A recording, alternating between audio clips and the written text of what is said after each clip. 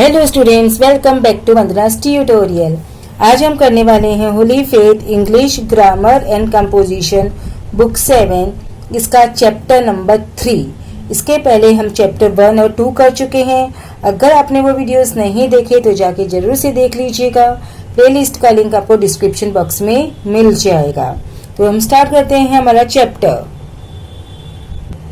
इससे पहले मेरी आपसे एक छोटी सी रिक्वेस्ट, अगर आप मेरे चैनल पे पहली बार विजिट कर रहे हो या फिर मेरे चैनल को अभी तक सब्सक्राइब नहीं किया है तो प्लीज इसे सब्सक्राइब जरूर से कीजिएगा और वीडियो को ज्यादा से ज्यादा अपने दोस्तों के साथ शेयर भी कीजिएगा। और बच्चों, अगर आपको इस चैप्टर का पीडीएफ चाहिए तो वो भी आपको मिल जाएगा। डिस्क्रिप्शन बॉक्स में उसका लिंक होगा, आप वहां से पीडीएफ डाउनलोड कर सकते हैं। Chapter 3 is gerund and present participle. Gerund and present participle आप लोगों में से बहुत लोगों को पता होगा कि क्या होता है। That is the ING form. क्या होता है? आईएनजी फॉर्म होता है। लेकिन कौन सा आईएनजी फॉर्म जेरंड है और कौन सा आईएनजी फॉर्म प्रेजेंट पार्टिसिपल है, ये हमें ध्यान में रखना है। The ING form of the English verb has two very important functions. जो आईएनजी फॉर्म है उसके दो बहुत इंपॉर्टेंट फंक्शन है। एक तो वो काम करता है जेरंड का और एक काम करता है वो प्रेजेंट पार्टिसिपल का।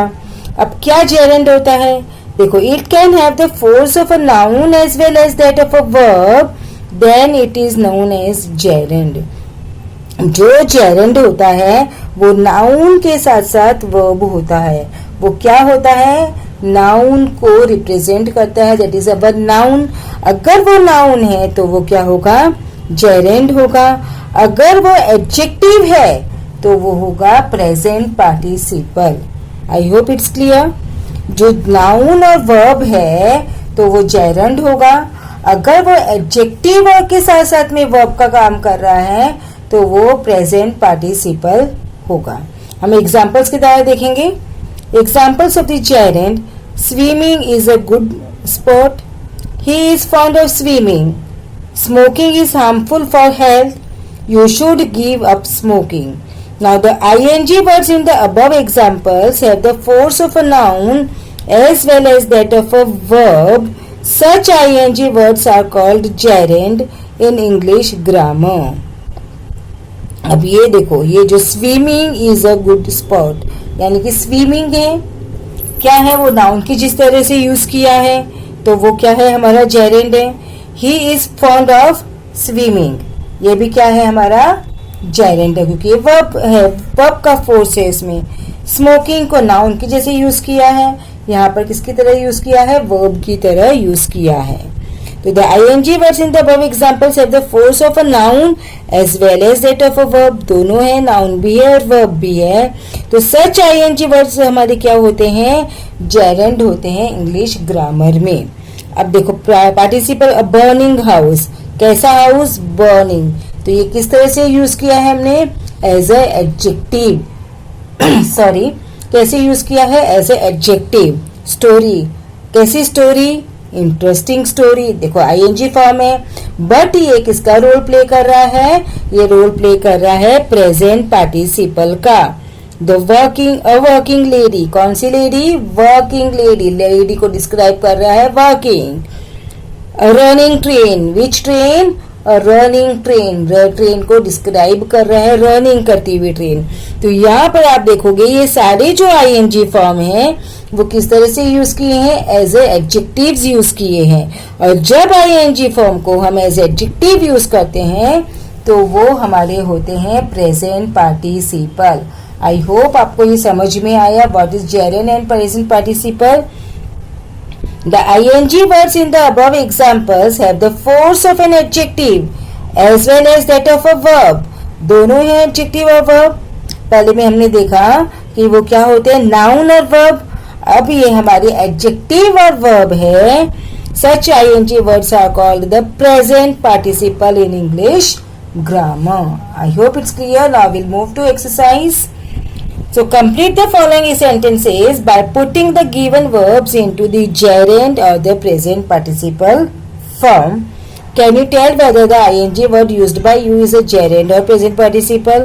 Note, the gerund is a verbal noun, the present participle is a verbal adjective. So first I began reading a novel yesterday. तो रीड का क्या होगा? रीडिंग. Rolling stone. कैसा स्टोन? रोलिंग. तो ये हमारा क्या है? Present participle. क्यों? क्योंकि ये एडजेक्टिव के जैसे काम कर रहा है. I like eating oranges but I dislike peeling them. Eating and peeling. We had a drink of the sparkling water. Again it's a present participle. The creaking door. Again it's a present participle. Sorry, creaking. The creaking door awakened the dog. Start doing the exercise now. Stop writing as soon as I tell you. We played a losing game. ये क्या है? Present participle. A lie witness out to be punished. A lying witness. ये भी हमारा क्या है? Present participle. I like coming to school by bus. ये क्या है? gerund. My uncle has given up smoking. Gerund. I saw a girl carrying a basket. We replaced a leaking pipe.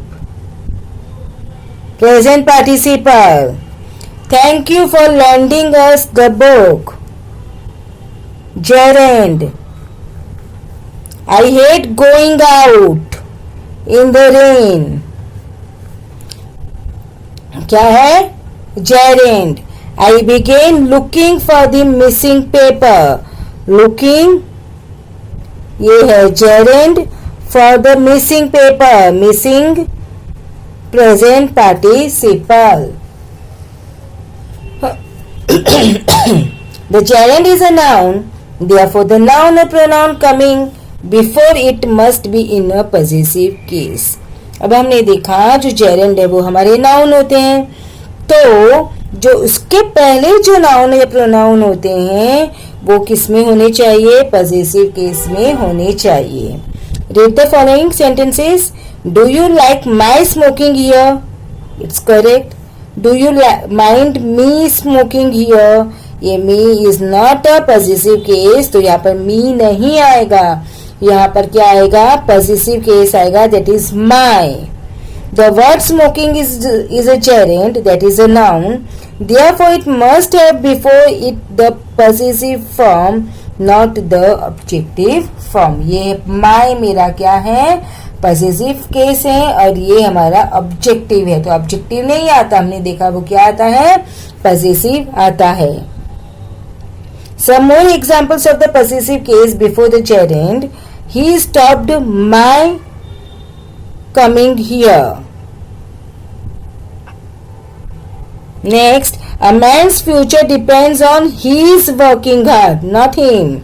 I have no faith in his keeping his promise. ये देखो आप, ये सब क्या है? पॉजिटिव केस है.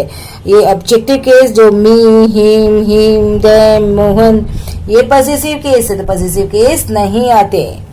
We heard of their fort passing the examination. All depends on Mohan's, not Mohan. Mohan's किया तो क्या हो गया? एपोस्ट्रोफी एस लगाने से वो पॉजिटिव नाउन एडजेक्टिव बन गया. तो ये positive. Agreeing to it. Now will move to exercise 7. Our teacher won't like our coming late to school. Us नहीं आएगा. क्या आएगा? अवर. पॉजिटिव हमने देखा. I don't mind your taking my pen. You नहीं आएगा. ऑब्जेक्टिव फॉर्म है. Please excuse us disturbing you at this late hour. Please excuse our disturbing us नहीं आएगा. I wonder why you dislike me wearing this pink shirt. why you dislike my wearing this pink shirt. Again क्योंकि ये gerund है, gerund के पहले क्या आता है, पजेसिव केस आता है, और मी हमारा ऑब्जेक्टिव केस है. It is no use asking him for help. It is no use your asking him for help.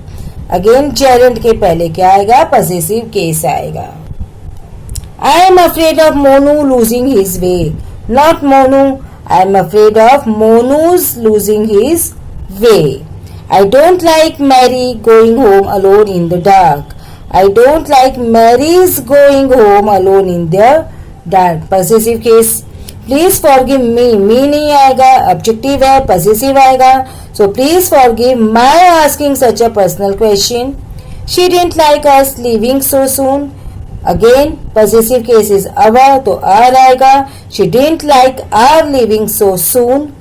Did your father agree to you're going to the picture, not you? Objective case है.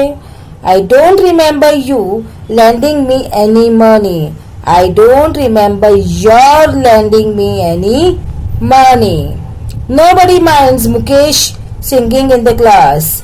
Nobody minds Mukesh नहीं, Mukesh apostrophe S singing in the class. But we can't stand him. No, he's singing out of tune. Next is complete the following sentences using gerund. अब इसमें हमें क्या लगाना है, gerund ये लगाना है. Do you mind I smoke a pipe? Do you mind my smoking a pipe? आपने देखा इसके साथ में possessive case लगता है, तो हम सब में ing लगाएंगे और possessive form लगाएंगे.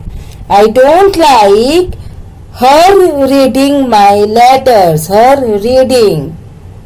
I can't understand he's forgetting to answer my letter. Forgetting is gerund, his is possessive form.